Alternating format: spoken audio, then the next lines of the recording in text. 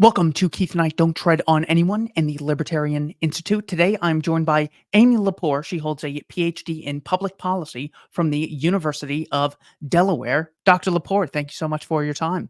It's good to see you, Keith. Thank you for having me on. Absolutely. What is FEMA and what is its alleged purpose?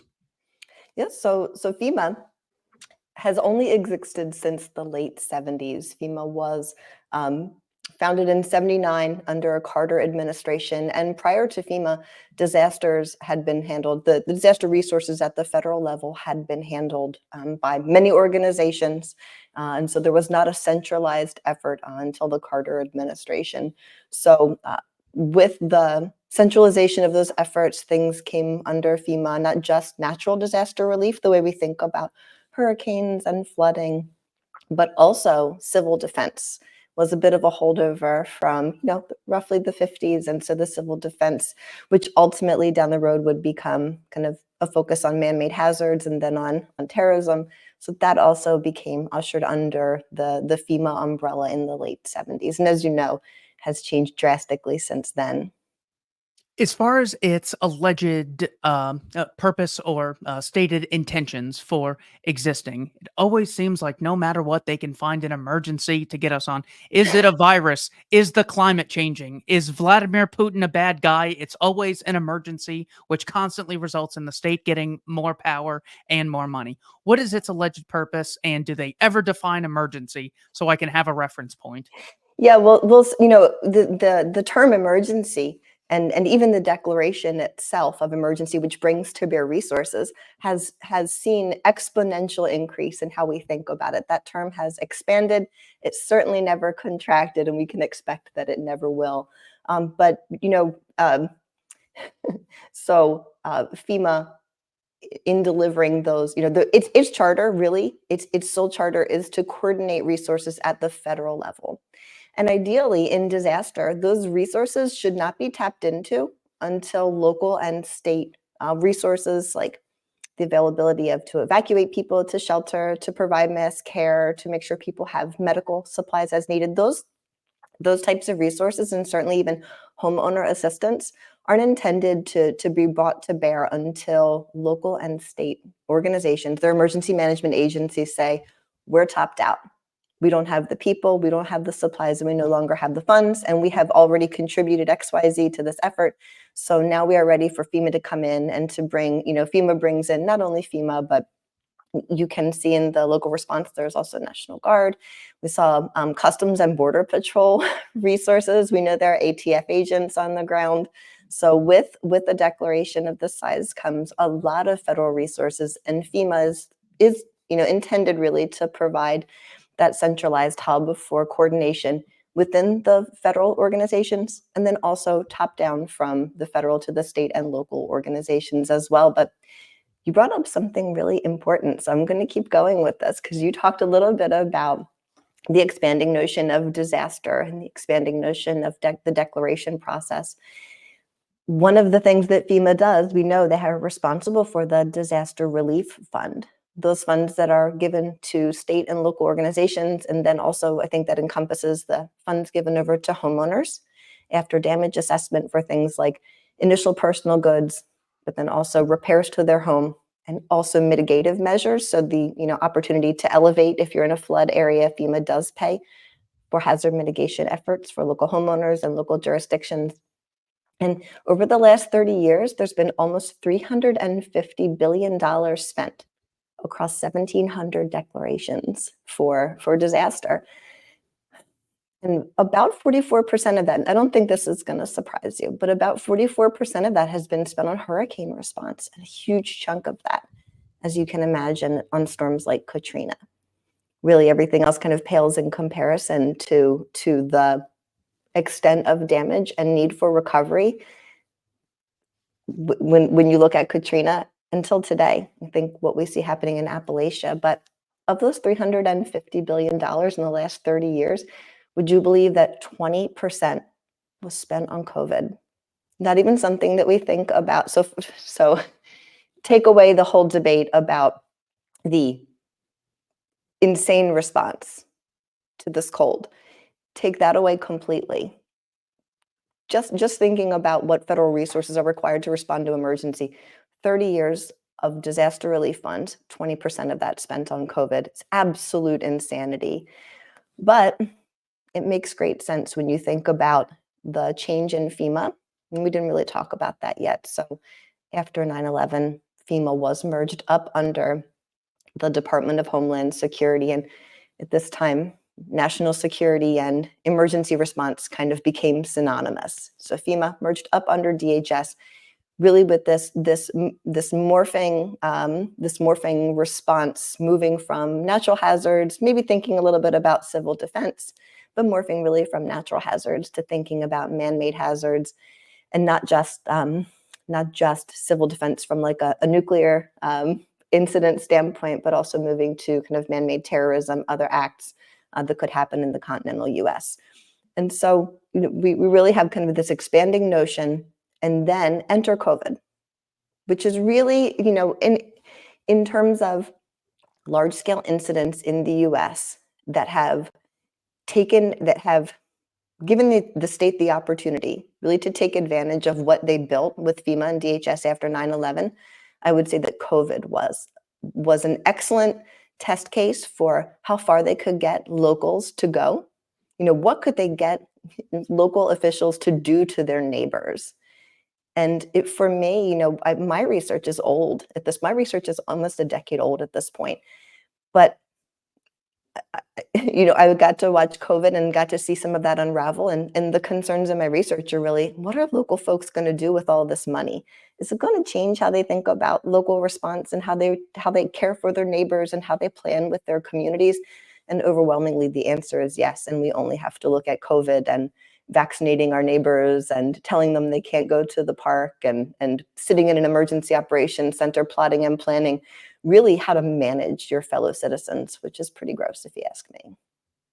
The Libertarian Institute published a book, Diary of a Psychosis by Tom Woods. So, on top of the claim that, well, we get to institute a domestic imperialist regime and tell people when they can go outside and who they can do commerce with and when and for what reason, we'll tell you if you're what was the sickening term that they used? If you're a necessary firm, or if you are, what was the Orwellian term? It was something about whether your job is really important, you'd Oh, be like escalated. non-essential versus essential Non-essential, personnel. Mhm. essential firms, Yeah. essential firms. So, yeah, first they said, there was that, and then it turns out, after years of research, Tom Woods gathered that there was no correlation between COVID deaths and states that had severe mask mandates for long terms, severe lockdowns for long terms. He compares California and Florida, and he also compares countries, mentioning Sweden. He mentions Mhm. Oh, yeah. Japan, along with very similar populations that had very different responses. There was no significant effect. And Fauci actually knew this because in March of 2020, he was on 60 Minutes and he said, people should not be wearing masks. There's no reason. Yes, your doctor wears a mask during surgery, but that's never been, well, I'm going to wear this now to protect you from any respiratory viruses I might have. So it was a complete scam. It wasn't only immoral, it was completely ineffective. Anything else we could learn from the COVID era when it comes to how we can see FEMA as a legitimate or illegitimate organization when it comes to future responses? Yeah, my analysis of FEMA has really been almost solely focused on its intergovernmental relationship with local governments. So looking at how the trade in grants, right? So federal government gives local jurisdictions so much money, and FEMA and DHS are a major purveyor of that. And so looking at how that grant exchange process, so that we pay off the local governments, they do whatever we want. And I think, again, COVID was a huge test of that. Will local governments, will they act in the opposite interest to their neighbors? And overwhelmingly, the answer was yes. Will public safety agencies lock down parks and beaches and tell families they can't play baseball outside, and make their neighbors wear masks, and make them, and play this role where not just emergency services, although they played a large hand in it, but certainly local public health, playing a role in incentivizing the citizenry in their local jurisdictions, their neighbors, their friends, their baseball coaches, the teachers at their schools, incentivizing them to take an experimental vaccine, right? Whatever. And I think that the grant exchange process, while it's not sexy to talk about, like money is not I get that the grant process is not exciting to talk about, but I assure you that it has driven this entire thing. The lack of autonomy that local governments have now because of the amounts of their operational budgets, and this is especially the case for public safety, even though my research is almost solely focused on emergency management.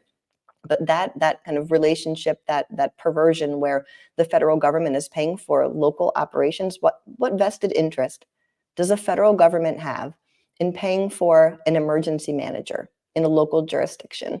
It seems, I know, like sometimes it seems so innocuous. Well, they just want local governments to be prepared. Well, that is incredibly foolish. And all we have to do is to take a look at the local government's response to that relationship. And we can talk a little, if now's a good time, we can talk a little bit about kind of those research findings. But we have only to look at a couple of things. The first is the Uniform Code, the Code of Federal Regulations, which states that any equipment that is purchased with those funds can be reabsorbed by the federal government at any time. So really all we're doing is we are buying the federal government extra Bearcats, extra mass casualty ambulances, extra mobile command units they can position. While those things are assigned to local governments, local government emergency services essentially become federal outposts, staffed with people paid for by the federal government and equipped from their,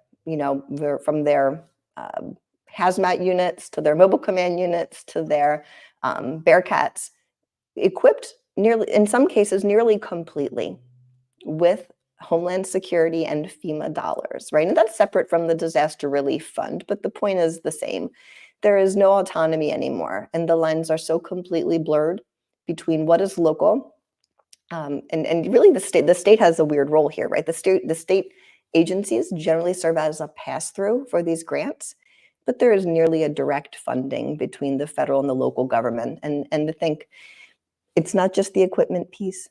It is also the things that we heard emergency managers say in a nationwide study in their own words. They told us that overwhelmingly, they wouldn't even exist. Their local governments would not fund their positions if it weren't for federal grant dollars.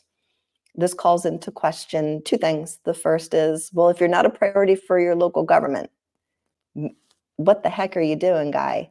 But also, what is the federal government's intention with locally positioning a person whose job is to plan for man-made and natural disasters and continue to equip that person and their operation and maybe additional people, large jurisdictions like a Baltimore City, it's going to have many people funded by FEMA and Homeland Security. So what is their intention?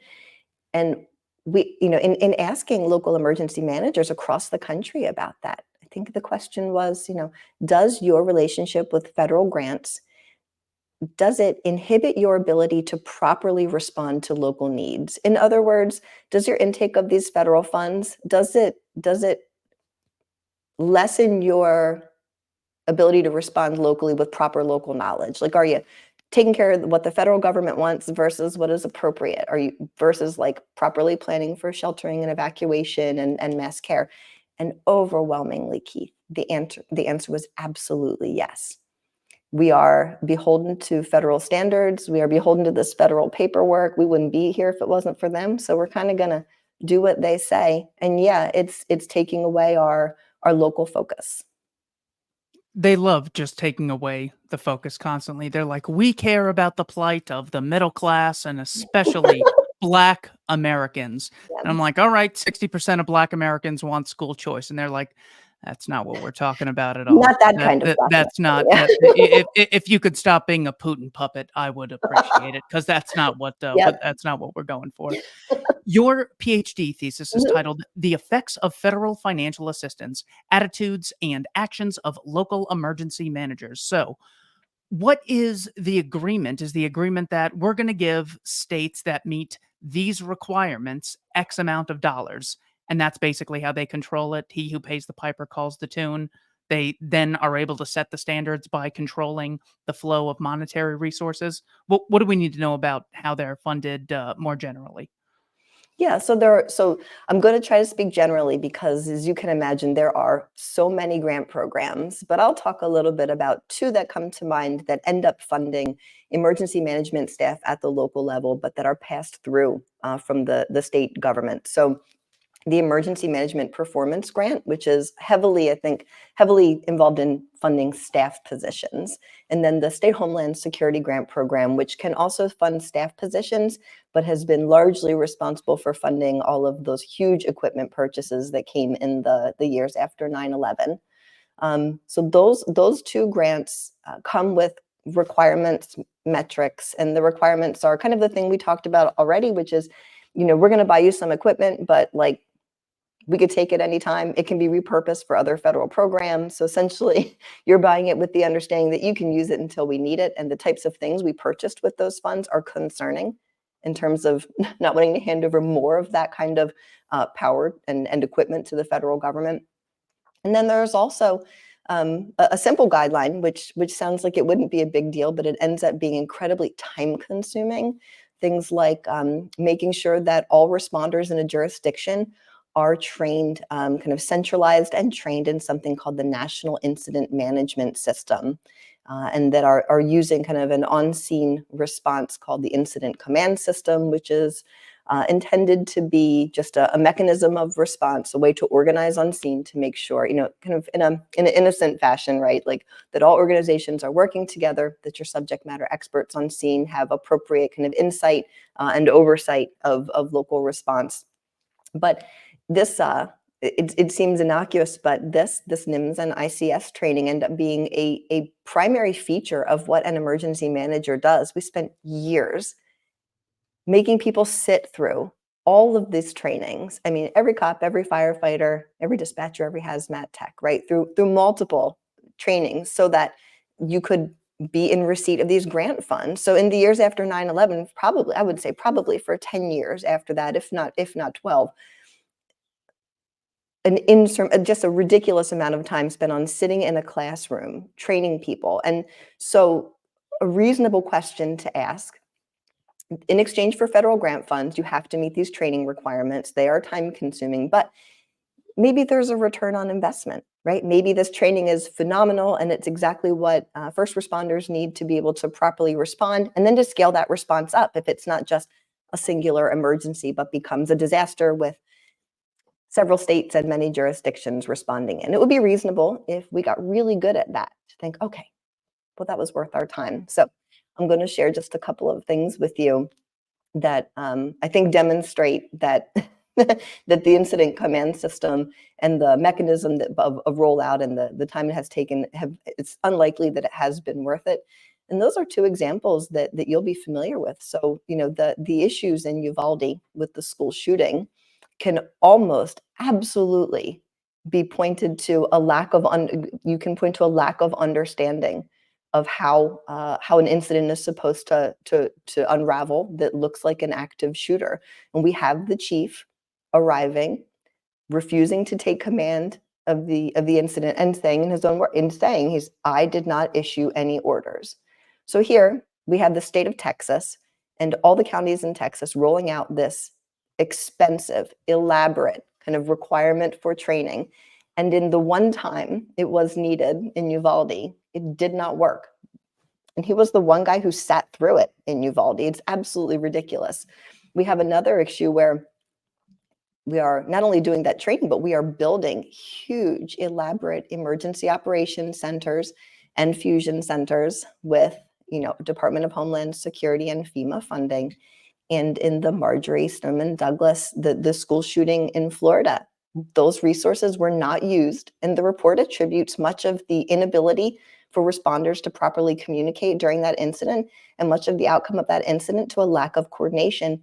The sole use of those facilities and of the training was so that this would not happen, so that there would be seamless communication and coordination. And that's not happening. So in terms of what does the local relationship with the federal government look like as a response to those grants, it looks like a lot of paperwork and a lot of training that has not made a lot of difference. So, your general criticism is twofold. One, the feds don't necessarily have the knowledge of what people in a certain locality need. And two, they don't have the incentive to provide those goods effectively. Is there anything I'm missing in your overall thesis?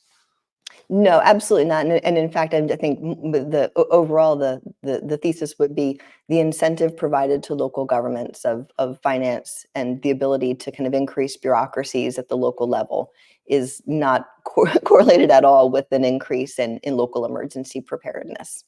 So let's use the Uvalde example because that Hmm. one was extra egregious. I don't have the numbers in front of me. I want to say 300 plus officers were dispatched and Hmm. did not go into the school. And one woman was arrested for trying to go into the school where she was just terrified and wanted Yep. to It save was a her mom. child. Yep. Yes. Okay. I wanted to make sure I wasn't Yep. misremembering that. Thank you. No, no. What happened after? See, I would think like they completely lost their funding and the top 10 people at FEMA were fired and everyone had to do more training and they had to give taxpayers the refund. What ended up happening?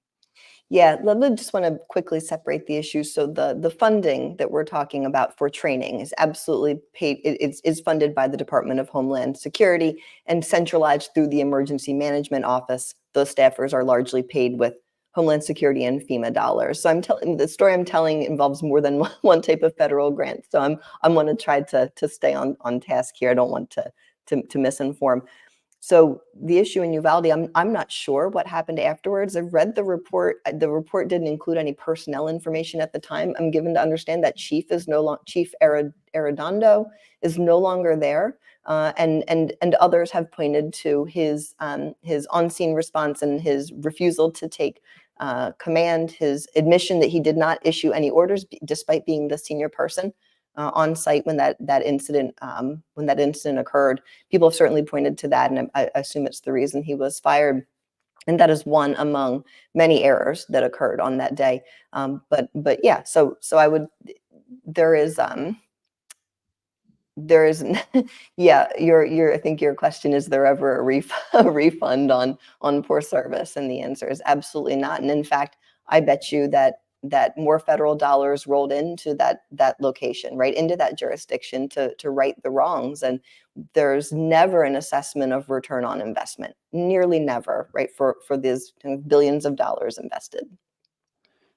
The reason I ask is I so often hear from government advocates that, well, what if there's a company and they do a really bad thing? Well, maybe there's prosecution, but at the end of the day, you can stop funding companies in the voluntary sector. But that's not what you get with government. So I was not being facetious. I did not know what Yep. happened in that Uvalde case. Have you come across any evidence that laws against price gouging lower the cost of products without creating shortages or significant decreases in the quality of goods and services people in disaster zones have access to? Yeah, no, no, and actually I was taking a look at the concerns coming out of North Carolina and Tennessee, and they're always evident after disaster. There's always concern, and you always hear your AGs and your state officials decrying price gouging and saying that the type of saying they can't wait to kind of level punishment on these companies. And what is most interesting about price gouging and the way that people think about it is that they're always referring to the big and greedy corporations. But the truth is, a lot of what's coming out of North Carolina and Tennessee are small companies who, because of the supply that is accessible, must elevate prices. And this encourages people, right? People who would be purchasing immediately before or after a disaster to to make good decisions with the supply on hand and to not over purchase. The price gouging, while decried by our politicians, really is a mechanism by which our supply is mediated after disaster. Right now, there are over 300 complaints that are being investigated in North Carolina. I don't know about the numbers in Tennessee, but I think generally, it is things like hotel costs, grocery costs, and fuel get the bulk of the attention in terms of price gouging. I think sometimes things like generators, and there have been plenty of stories about that after disaster. But this is the nature of complaint. It's not just big greedy corporations. People are wrong when they say that. It's often mom and pop shops trying to do the best they can to keep the supply on hand for folks who really need it. Yeah, I've always been told I need to vilify people who are producing goods and services and offering them to me voluntarily, but parasites who offer me nothing, well, those are just my comrades, and I Yeah. gotta support them relentlessly. You'd Yeah. think I'd have a little more appreciation for the people trying to get us out of this mess. On page 29, you say, classic economic theory dictates that decision making for the emergency manager must take into account that, quote, according to applied economics, citizens will demand an increasing number of publicly provided services in increasing amounts while wanting to spend less of their personal income for these goods and services. So we're just taking the common sense economics people have known for centuries. When you raise the cost of something, people will consume it less, and it will increase the incentive for other producers to come to this specific area and increase the supply of goods and services. And the federal government keeps protecting us from a higher supply of goods and more options when it comes to quality. Anything else on the incentives created by governments during disasters, or what we need to know about this before we move on? Yeah, I would say there is something else that is an inappropriate signal, I think, that the federal government is sending before disaster. So in the preparedness phase, I feel like FEMA has for decades now signaled to the American public, we're going to be there when there is a disaster. And I think that reduces, I mean, just like in its simplest form, and we can talk about this in a more complex sense, but in its simplest form, that tells like my monkey brain, I don't have to worry so much in my home, right? If I live on the water, I have subsidized flood insurance, so that's cool. And also, if my house floods, FEMA's going to come in and they're going to, as long as the incident is large enough, they're going to come in and they're probably going to help with remediation. And if I'm lucky, I'm going to get a mitigation grant and they're going to elevate my home. And if I'm in a hurricane prone area, they're going to put hurricane shutters on my house. And I feel like uh, yes, the blame is partially on homeowners who do not take accountability, but I think that FEMA has signaled in just after Katrina and certainly after 9/11, we started using the. I don't know if you have heard this, but FEMA started using this language. And oh, I heard it from Deanna Criswell, the current director of FEMA, just a couple of days ago. They called themselves the federal family. And they say things like, your federal family is prepared to respond into Tennessee. Your federal family is leaning forward and providing coordination on the ground. I mean, they're signaling to the American people that you can be less prepared, that FEMA will have resources not just for homeowners but also businesses. Through FEMA, the Small Business Administration grants for local businesses are provided. So there really has been a signaling by the federal government that we could be less prepared in our homes because of the resources that FEMA brings to bear after a disaster. And it's simply not true. There are countless stories. I have my own kind of horror stories of working large storms and being the person responsible for telling homeowners or businesses, um, this disaster didn't meet the threshold, or your home is 10% less damaged than your neighbors. There are no funds. And they would say, but there are always FEMA funds after a disaster. And this is the result of decades of inappropriate messaging, signaling to homeowners that they have that there is not an incentive to be more prepared. And as far as the allocation of responders, are they all in America? I heard you say something to the extent of like the bunch of them went to Kuwait the day before Milton or something. I'm Yes. sorry, I don't have that quote in front of me. I should have No, written that down. But no. talk to me about the incentive they have to properly allocate, um, you know, service providers in the case of an emergency. Yeah. This is important, and you'll be able to really weigh in on this as well. So if you were to ask me what are the most appropriate initial steps to take to make fairly quick improvement in our system of response, I would tell you that passing the Defend the Guard Act is one of the issues we're already working. So it makes it slightly more feasible because it is an active piece of legislation in over 30 legislatures. And it has and it brings with it the opportunity to do two really important things. The first, related to our conversation, is provide well-trained, well-equipped people who are positioned locally, who can respond, and frankly, whose job it is to respond to local disaster. The folks you heard me talking about who were going to Kuwait was the Tennessee National Guard the day before Hurricane Helene hit. It's unacceptable. Those people should be home. They should be responding in their communities. They do not belong in Kuwait, of all places. And the second thing the Defend the Guard bill does is strike a blow at the military-industrial complex, right? So we like it for a couple of reasons. But if you were to just say, like, hey, what's on the books right now? What looks like it is not a full solution, but something that could make quick improvement, keeping our National Guard at home, relying on those assets, relying on state assets, and not thinking so much about what the federal government can manifest in disasters is probably not a quick win, but for whatever state passes it first, certainly an opportunity for improvement. Would any of the areas you're referring to, Tennessee or North Carolina, would they be categorized as rural areas? Yeah, I think my understanding is even Asheville in North Carolina, which would be one of the more well-populated areas near kind of contiguous to where the damage is, that did not see the extent of damage that we are seeing in the pictures, right? So that is in the mountains. This is Appalachia. These are absolutely rural areas. They're areas that don't have the resources of suburban and urban areas already, right? Like there's not a grocery store every 2 blocks. There's not fuel everywhere. There are people living who don't, there's not like not all the big box neighborhoods, right? There's people who live in rural areas. They're prone to power outages just based on kind of their proximity to the woods, right? And just and the lack of opportunity once kind of trapped in their home or trapped in their small area, the inability to get out and to move about and to get quickly to a shelter. Yeah, I think the primary area that has been hit is largely rural.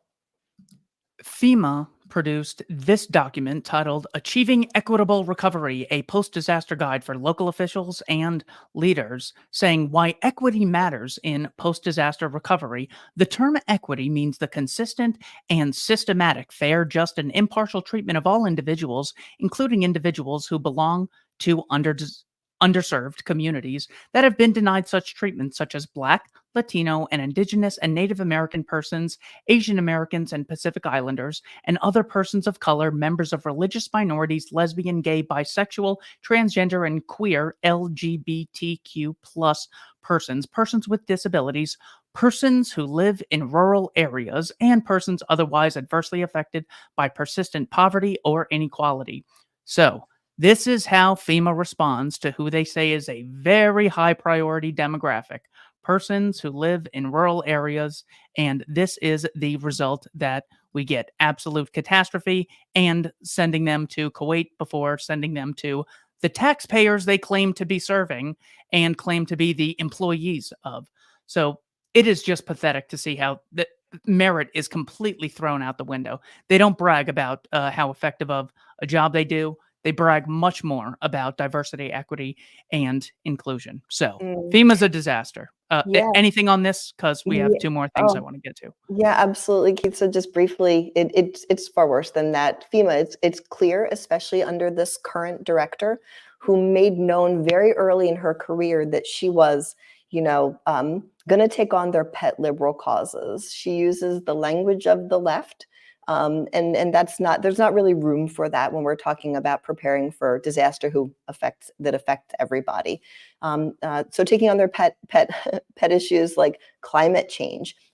If you look further into the FEMA documentation, you look what their focus is right now. Their focus is on climate change. Their focus is on equity initiatives. And Keith, you're never going to believe what I found not long ago. So I was looking around this morning, kind of digging into actually what you just showed, something a little bit more about the equity initiatives, because I'll talk here in a minute about what they have done at the local level and that started a couple of decades ago to really round out this initiative. There's a organization that works with FEMA that is concerned about whether or not you can access your abortion during disaster. They passing out free condoms, making sure you can get to your abortion appointment, if there is a disaster in your area. I mean, these are clearly it's not just using the language of the left. These pet liberal causes are really prime drivers at FEMA and certainly at DHS. And I'm sure if we were to dig in at any federal organization, it's exactly what we would see. But this equity initiative is not just at the federal level. Over, I would say, it is probably immediately following 9/11 when jurisdictions started hiring more emergency managers to I don't know, monitor for Al Qaeda or something here in the U.S. Right, so they started undertaking things like the uh, federal kind of a higher education consortium at the national level to take a look at what the requirements and trainings were needed to be for an emergency manager. And what you see over a period of time is really your fire chief, right, who retires and maybe becomes your emergency manager because he has incredible kind of on-scene experience and local knowledge like nobody else. You start to see that fire chief, and I'm using him as an archetype, of course, but you start to see that fire chief pushed out really in favor of people who have more education, people who are overwhelmingly more female, and people who, for whom, and I don't think it's a leap to say that higher females with higher education levels are more likely to help take on your pet liberal causes. So emergency management in this country has come something that came from civil defense and firefighting and this background, and took people who had local knowledge and incredible careers in those fields and turned them into kind of an overarching taking a look at disaster preparedness in your local jurisdiction through this professionalization of emergency management effort, which is really taken on by FEMA. They have made more, they have made sure to hire or to begin to hire people who can be more easily influenced. And that might be hard on the ears of some, but I'm talking about women with higher levels of education, which are notoriously prone to care for their pet liberal causes. And now we see FEMA rolling out their pet liberal causes of equity, DEI, and things like climate change, and making sure you can access your abortion. Yeah, and I just don't think we should look at what is it? 96% of preschool teachers are female. I don't look at that at all, even though that's a very influential role to play on the population of children, and that could influence them. That it is quite powerful if one demographic is so disproportionate in one area. I don't see anything wrong with that. If these are people voluntarily going into the field, what would be terrible is if you said we're going to focus less on meritocracy and make sure men are proportionately represented as nurses and preschool teachers. I think that would be an absolute It would be sickening disaster. it would be crazy. And I was reading a little bit more about the current FEMA director, about her background. Interestingly enough, she came out of Aurora, Colorado. Kind of some interesting stuff has gone on in Aurora, Colorado the last, now certainly. But she tells a story of walking into a room to take a test to become a firefighter with the city, and being the only female there. And those stories don't play to my ears like maybe they do with some other people, but she said, I almost walked out. Well, I have been the woman in kind of the only woman in the room before in a public safety career. Um, I was going to make a joke, certainly as a libertarian, No. but that's but that's a whole different story. So, and really, I just, those types of statements, that kind of that victim mentality, that overstatement of what it is to, how important your gender is versus how critical you are, how important, how good you are in your role. These are the things that, and this is not a statement about her professional career. She probably was an excellent firefighter, whatever, right? She passed the test, but bringing that mentality to FEMA, letting that infiltrate down into state and local organizations such that you make sure you have people operating in a victim mentality, championing liberal causes, is absolutely a recipe for disaster. And you know what I can't do? I can't make a connection between that and a piss poor FEMA response in Appalachia. But it's hard to know whether or not there has been a long-term impact of a focus on man-made disasters, so kind of spreading FEMA thin in terms of how they're focused, and then really this goal of professionalization and equity, whether or not it has had an impact. I suspect one day we will know. It's just a case of opportunity cost. You only have so many dollars, monetary cost, and then for every minute you spend focusing on what is the race of the person, what was their income background, what is their gender, what do they identify as, let me make sure I have all these pronouns in the right order. That comes at the cost of actually focusing on the good or service you claim to provide for the public. So it just makes total sense that the more time and effort you spend on this, it has to come at the expense Yeah. of what your alleged goal is supposed to be. When it comes to explicit examples of the government using the term emergency in unjust ways, during the Second World War, President Roosevelt signed Executive Order 9066. This would have been in February of 1942, so 3 months after Pearl Harbor, which led to the internment. This was before FEMA, but he basically gave the Secretary of War, Henry Stimson, the right to declare military zones and kidnap people by the tens of thousands. I think it was 122,000 Japanese, German, and Italian immigrants were just rounded up based on an emergency. As far as what we've seen with FEMA recently, have there been any cases of just explicit tyranny that we should watch out for? You mean other than COVID? Other Yeah. than well, I guess I mean, yeah, yeah. COVID is so I have another example that's that we can talk about, but COVID is a prime example of an opportunistic federal government that has provided terrible incentives to state and local governments to do their bidding, right, as really just federal outposts. And COVID was a test of that. So in terms of, I mean, does it get worse than locking people in their homes?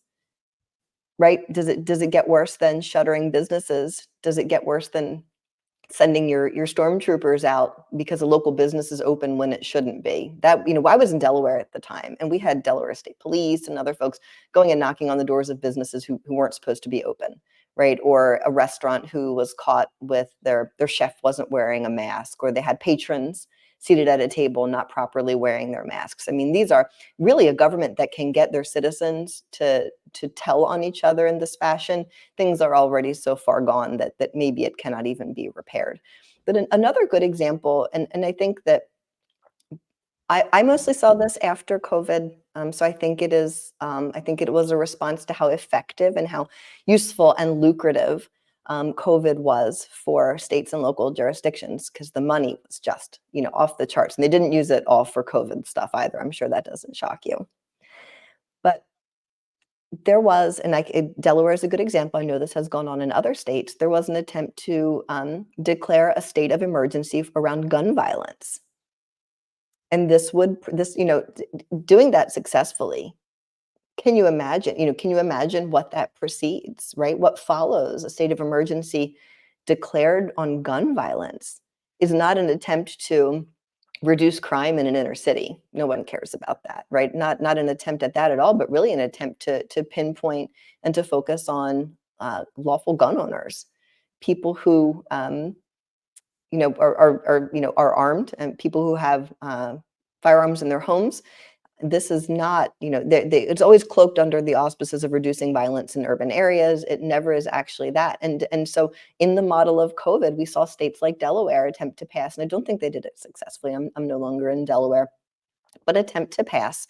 And this is at a time when other legislation was active that was infringing on Second Amendment rights as well. So kind of doing large scale battle in a state over whether or not there is a state of emergency around gun violence.